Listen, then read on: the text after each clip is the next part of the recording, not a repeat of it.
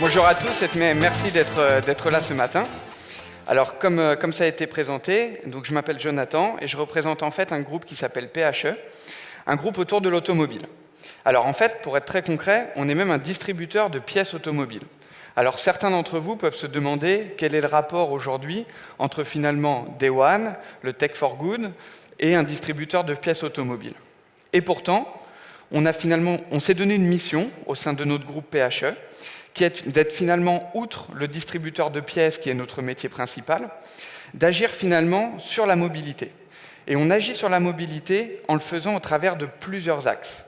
Des axes tout d'abord reliés au réseau de garage, et on en reparlera, mais notre vocation sur ces réseaux de garage, c'est d'être présent non pas uniquement dans des zones urbaines, mais plus spécifiquement dans des zones rurales et périurbaines, c'est le premier élément.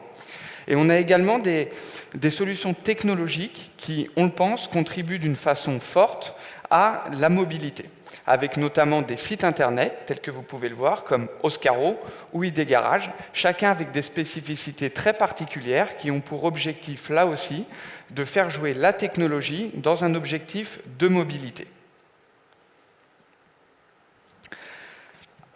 Alors, la mobilité, justement, pour nous, et la façon dont on le voit, c'est que ça doit être elle doit être disponible pour tous et accessible financièrement. Donc ça, c'est finalement la réflexion de base qu'on a pu avoir au sein de notre groupe PHE. La mobilité, on la voit comme un besoin vital pour la population. Et on l'a d'ailleurs vécu récemment en France, avec le phénomène gilet jaune, dont une partie du problème a pour nous été causée par le phénomène de mobilité vers le bas. Qu'est-ce qu'on appelle mobilité vers le bas? C'est pour nous finalement le manque de solutions de mobilité qui est vécu aujourd'hui par une partie de la population comme une source d'inégalité, comme une source d'injustice et comme une source de fracture sociale entre les populations et entre les territoires. Les différences existent et elles existeront toujours entre une zone rurale et une zone plus urbaine. Cependant, nous pensons que nous avons un rôle à jouer à la fois dans l'apport de solutions nationales et non pas urbaines, premièrement, et dans l'explication des différences qu'il peut exister entre ces zones rurales et entre ces zones urbaines. Alors, je vous propose de partir de quelques problèmes identifiés et de finalement regarder comment, à notre échelle, à notre niveau, on y répond. Tout d'abord, comment rendre la mobilité acceptable? Le phénomène d'urbanisation, on sait qu'il est de plus en plus présent en France. Les zones urbaines, elles s'étendent, les centres-villes deviennent inaccessibles. Je pense inaccessibles, bien entendu, d'un point de vue de l'accès à ces centres-villes, de la circulation à l'intérieur de ces centres-villes et des prix des loyers qui deviennent, bien entendu, exorbitants. Dans ce cadre-là, on se rend compte également qu'on a les pouvoirs publics qui ne jouent pas foncièrement leur rôle dans l'accès à la mobilité et dans la possibilité de rendre ces centres-villes accessibles. On repousse les populations de plus en plus loin, on accentue donc le besoin de mobilité, et nous, notre objectif, la mission qu'on s'est fixée, c'est finalement d'apporter de la mobilité, oui, mais de la mobilité à un coût acceptable. La mission de notre groupe, en ce sens, c'est finalement d'apporter la technologie et de mettre la technologie au centre de la mobilité. Et on l'a fait à plusieurs niveaux. On l'a fait tout d'abord avec des sites comme Oscaro.com. Oscaro.com, pour être très concret, nous, on pense qu'il s'adresse particulièrement à ceux qui veulent être acteurs de leur propre mobilité via ce qu'on appelle le do-it-yourself. Et on l'a fait également via des sites comme ID Garage, qui eux ont aussi pour objectif de répondre à un besoin, avec plus de 4000 garages, à un besoin même dans des zones beaucoup plus reculées, dans des zones beaucoup plus rurales, tout en travaillant de façon significative les prix, pour permettre aussi de rendre cette mobilité, oui, mais mobilité à un prix acceptable. La deuxième problématique, c'est finalement comment assurer une cohérence sociale sur l'intégralité du territoire. Et ça aussi, c'est un challenge sur lequel on s'est posé et auquel on a voulu répondre. Le premier élément à savoir, c'est qu'il y a un accroissement très fort de l'âge du véhicule depuis quelques années. Petit chiffre, aujourd'hui, le parc de véhicules moyen a plus de 10 ans.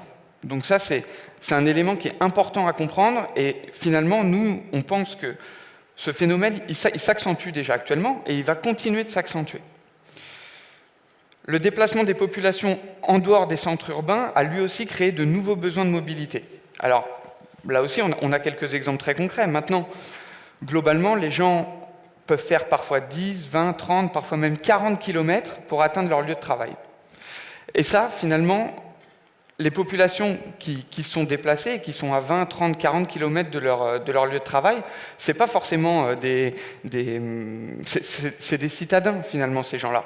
Et donc, on se doit, nous aussi, de leur apporter des solutions pour leur faciliter la mobilité et l'accès à ces lieux de travail. Et en ce sens, Internet doit permettre une réponse. Et cette réponse, elle doit obligatoirement avoir une cohérence sociale et d'un point de vue national, et c'est l'avantage d'Internet. En créant ID Garage, en intégrant Oscaro, les garages, finalement, on les a rendus proches de la population. Et on s'investit au quotidien dans cette mission. Le point commun entre ID Garage et Oscaro, c'est finalement la technologie. Parce que cet objectif, il est possible grâce à des algorithmes, grâce à des datas, grâce à la création à la notion de communautaire, la création de communautés. Et c'est finalement le point commun qui fait qu'on utilise la tech, finalement, pour accompagner la mobilité des populations. Par exemple, produire un devis en ligne, c'est une prouesse technologique qui a nécessité beaucoup d'investissements et plus de 2 ans de recherche et développement. Donc ça montre vraiment un investissement fort du groupe pour pouvoir apporter de la mobilité à l'ensemble de la population. Ces investissements, ils sont importants et pourtant c'est la clé pour fournir un service digital qui soit identique pour l'ensemble de la population. Alors certes, il y a des différences de prix et vous pouvez les voir à l'intérieur des chiffres à l'écran qui représentent finalement un baromètre des tarifs de la réparation automobile.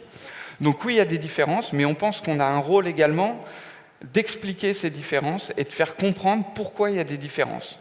Donc typiquement, comme vous pouvez le voir, sur les zones qui sont les plus urbaines de la France, on se retrouve avec des prix qui sont supérieurs aux zones dites un peu plus rurales en France, d'un point de vue de la réparation automobile.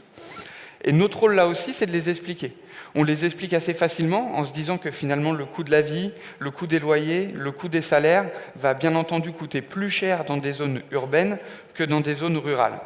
Et d'autre part, si on regarde également les résultats, on se rend compte que les régions qui sont proches de l'Espagne, de la Belgique, un peu plus haut, finalement, c'est des zones qui, elles, sont moins chères parce qu'on a des réparateurs qui vont s'adapter à leur zone de chalandise et finalement au marché qui s'offre à eux.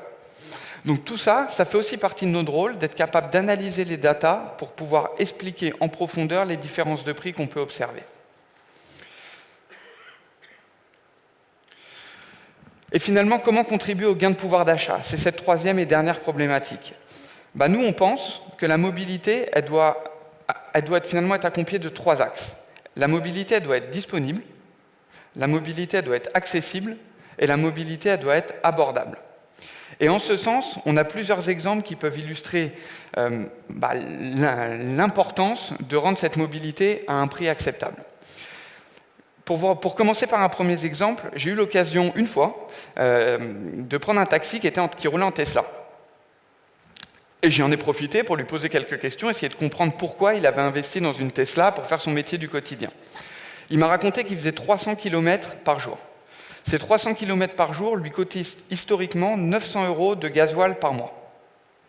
Depuis qu'il a eu sa Tesla, alors ça ne coûte pas rien, parce qu'il y a de l'électricité pour la recharger cette Tesla, mais ça lui coûtait désormais 200 € par mois. Soit une économie globale de 700 € pour ce chauffeur de taxi mensuel. Donc ça, typiquement, Tesla a apporté, à mon sens, une contribution significative à la mobilité générale. Parce que cette acceptation d'un nombre de kilomètres important à faire par jour, Tesla y a répondu, finalement, en diminuant les charges mensuelles de ce chauffeur de taxi. Dans le marché de l'automobile, le marché des véhicules d'occasion est désormais 3 fois plus gros que celui des véhicules neufs. On se doit, nous, de par notre métier, d'accompagner l'entretien de ce parc de véhicules qui, comme je le disais tout à l'heure, a désormais plus de 10 ans. Et nous, en fait, au sein du groupe, on a choisi d'y répondre à cette problématique par la technologie.